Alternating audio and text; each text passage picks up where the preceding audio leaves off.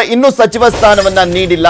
JDS ರಾಜ್ಯಾಧ್ಯಕ್ಷ H Vishwanath ಅಸಮಾಧಾನವನ್ನ ವ್ಯಕ್ತಪಡಿಸಿದ್ದಾರೆ. ಇಲ್ಲಿ ನೋಡ್ತಾ ಇದ್ವಿ, ಕಾಂಗ್ರೆಸ್ ಮತ್ತು ಜೆಡಿಎಸ್ಗೆ ವಿರೋಧ ಪಕ್ಷಕ್ಕಿಂತ ತನ್ನ ಪಕ್ಷದ ನಾಯಕರ ಅಸಮಾಧಾನವನ್ನ ತಣಿಸೋದೇ ಒಂದು ದೊಡ್ಡ ಮಟ್ಟದ ಸವಾಲಾಗಿದೆ. ಪದೇ ಪದೇ ಎಚ್ ವಿಶ್ವನಾಥ್ ಅವರು ಇಲ್ಲಿ ಪದೇ ಪದೇ ತಮ್ಮ ಪಕ್ಷದ ವಿರುದ್ಧನೇ ಮಾತನಾಡ್ತಾ ಇರುವಂತದ್ದು. ಶಿಕ್ಷಣ ಇಲಾಖೆಗೆ ಮುಖ್ಯಸ್ಥರೇ ಇಲ್ಲದಂತಾಗಿದೆ. ಶಿಕ್ಷಣ ಇಲಾಖೆಗೆ ತುರ್ತಾಗಿ ಸಚಿವರು ಬೇಕಾಗಿದ್ದಾರೆ. ಸಿಎಂ ಬಳಿ ಅಬಕಾರಿ ಸೇರಿದಂತೆ ಹಲವು ಖಾತೆಗಳಿವೆ.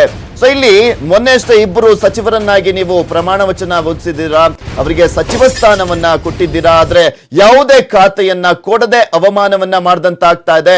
ದಲಿತರು ಮತ್ತು ಹಿಂದುಳಿದವರಿಗೆ ಅವಮಾನ ಮಾಡಲಾಗ್ತಾ ಇದೆ. ಅಲ್ಪಸಂಖ್ಯಾತರಿಗೆ ಅವಕಾಶವನ್ನ ನೀಡಬೇಕಾಗಿತ್ತು. ಖಾತೆ ಹಂಚಿಕೆ ಬಗ್ಗೆ ಎಚ್ ವಿಶ್ವನಾಥ್ ಅವರು ಅಸಮಾಧಾನವನ್ನ ವ್ಯಕ್ತಪಡಿಸಿದ್ದಾರೆ. ಎಕ್ಸೈಸ್ ಖಾಲಿ ಇದೆ, ಆಮೇಲಿಂದ ನಮ್ಮ ಪೌರಾಡಳಿತ ಖಾಲಿ ಇದೆ. ವಿಶೇಷವಾಗಿ ಬಹಳ ಪ್ರಮುಖವಾದಂಥ ಪ್ರಾಥಮಿಕ ಮತ್ತು ಪ್ರೌಢ ಶಿಕ್ಷಣ ಇದೆ. ನೋಡಿ, ನಿನ್ನೆ ಎಲ್ಲ ಗಲಾಟೆ ಆಗ್ತಾ ಇದೆ. ಇನ್ನು ಯೂನಿಫಾರ್ಮ್ ಬಂದಿಲ್ಲ, PUCಗೆ ಟೆಕ್ಸ್ಟ್ ಬುಕ್ಗಳು ಪ್ರಿಂಟ್ ಆಗಿ ಬಂದಿಲ್ಲ ಅಂತ. ಯಾಕೆ? ಮಂತ್ರಿನೇ ಇಲ್ಲ. ನಮ್ಗೆ 6-7 ತಿಂಗಳಿಂದ ಸ್ಕೂಲ್ ಎಜುಕೇಷನ್ ಮಿನಿಸ್ಟ್ರೇ ಇಲ್ಲ. ಎನ್ ಮಹೇಶ್ ರಾಜೀನಾಮೆ ಕೊಟ್ಟ ಮೇಲೆ ಇವಾಗ ಏನಾಗಿದೆ ನೋಡಿ, ಅಲ್ಲಿ ಯಾರು ಯೂನಿಫಾರ್ಮ್ ಬಂದಿಲ್ಲ ಅಂತಾರೆ, ಟೆಕ್ಸ್ಟ್ ಬುಕ್ಗಳು ಬಂದಿಲ್ಲ ಅಂತಾರೆ, ಅಡ್ಮಿಷನ್ಸ್. ಜೆಡಿಎಸ್ ಯುವ ರಾಜ್ಯಾಧ್ಯಕ್ಷ ಸ್ಥಾನ ನಿಖಿಲ್ ಮತ್ತು ಪ್ರಜ್ವಲ್ಗೆ ಬೇಡ.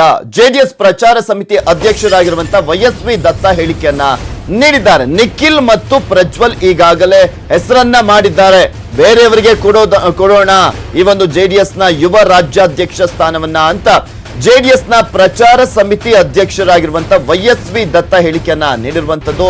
ಹಾಗಾಗಿ ಬೇರೆಯವರಿಗೆ ಅವಕಾಶವನ್ನ ಮಾಡಿಕೊಡ್ಲಿ, ಜೆಡಿಎಸ್ ಯುವ ಘಟಕದ ಅಧ್ಯಕ್ಷತೆಯಿಂದ ದೂರವಿರಲಿ ಅವರಿಬ್ರು ಕೂಡ. ಜೆಡಿಎಸ್ ಪ್ರಚಾರ ಸಮಿತಿ ಅಧ್ಯಕ್ಷರಾಗಿರುವಂತಹ YSV ದತ್ತ ಹೇಳಿಕೆ ಕೊಟ್ಟಿರುವಂತದ್ದು ಇದು ಕೂಡ ಸಾಕಷ್ಟು ಕುತೂಹಲಕ್ಕೆ ಮಾಡಿಕೊಟ್ಟಿದೆ. ಯಾಕೆಂದ್ರೆ ಒಂದ್ ಕಡೆ ಜೆಡಿಎಸ್ ರಾಜ್ಯಾಧ್ಯಕ್ಷ ಸ್ಥಾನಕ್ಕೆ ರೇವಣ್ಣ ಅವರ ಪುತ್ರ ಮತ್ತು ಒಂದ್ ಕಡೆ ಕುಮಾರಸ್ವಾಮಿ ಅವರ ಪುತ್ರ ಇಬ್ರು ಕೂಡ ಪೈಪೋಟಿಯನ್ನ ನಡೆಸ್ತಾ ಇದ್ದಾರೆ. ದೇವೇಗೌಡರು ಎಲ್ಲ ಒಂದ್ ಕಡೆ ಪ್ರಜ್ವಲ್ ರೇವಣ್ಣ ಅವರನ್ನ ಮಾಡಬೇಕು ಅಂತ ಇದ್ರೆ, ಇನ್ನೊಂದ್ ಕಡೆ ಕೆಲವು ಶಾಸಕರು ಕುಮಾರಸ್ವಾಮಿ ಅವರಿಗೆ, ನಿಖಿಲ್ ಕುಮಾರಸ್ವಾಮಿಗೆ ಜೆಡಿಎಸ್ ಯುವ ರಾಜ್ಯಾಧ್ಯಕ್ಷ ಸ್ಥಾನವನ್ನ ಕೊಡಿ ಅಂತ ಮನವಿಯನ್ನ ಮಾಡ್ಕೊಳ್ತಾ ಇದ್ದಾರೆ. ಆಲ್ರೆಡಿ ಮಧು ಬಂಗಾರಪ್ಪನವರು ಇದ್ರು, ಆದ್ರೆ ಆ ಪ್ಲೇಸಿಗೆ ಪ್ರಜ್ವಲ್ ಅವರ ನಿಖಿಲ್ ಅವರ ಅಂತ ಚರ್ಚೆ ಆಗ್ತಾ ಇದೆ. ಯಾರಿಗೆ ಕೊಟ್ರೆ ಸೂಕ್ತ? ನನಗೆ ಆ ವಿಷಯ ಗೊತ್ತಿಲ್ಲ.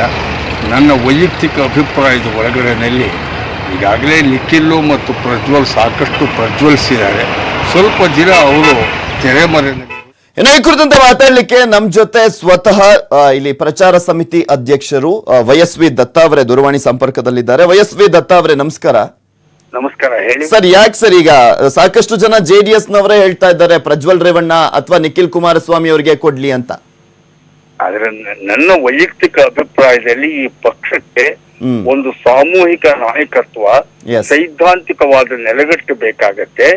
ಮತ್ತೆ ಈ ಪಕ್ಷದ ಒಳಗಡೆನಲ್ಲಿ ಸಾಕಷ್ಟು ಅನುಭವ ಇರುವಂತ, ಈಗ ಮಧು ಬಂಗಾರಪ್ಪ ಅವರ ಅನುಭವನೂ ಇದೆ, ಯುವಕರಿದ್ದಾರೆ, ಹಾಗೆ ಬಹಳಷ್ಟು ಜನ ಇದ್ದಾರೆ.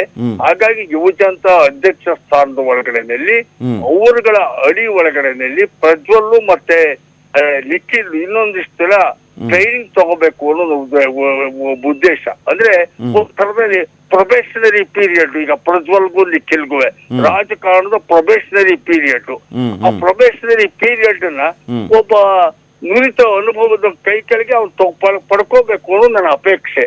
ಸರ್, ಈಗ ನಿಮ್ಗೂ ಗೊತ್ತಿದೆ ನಿಮ್ಮ ಪಕ್ಷದಲ್ಲಿ ಯಾರಿಗೆ ಕೊಡ್ಬೇಕು ಅಂತ ಅನ್ಸುತ್ತೆ ಸರ್ ನಿಮಗೆ? ಇದೆ. ಇದಕ್ಕೆ ನಾವು ಎಲ್ಲ ಕಡೆದಲ್ಲೂ ವರ್ಕ್ಶಾಪ್ ಮಾಡ್ಬೇಕು.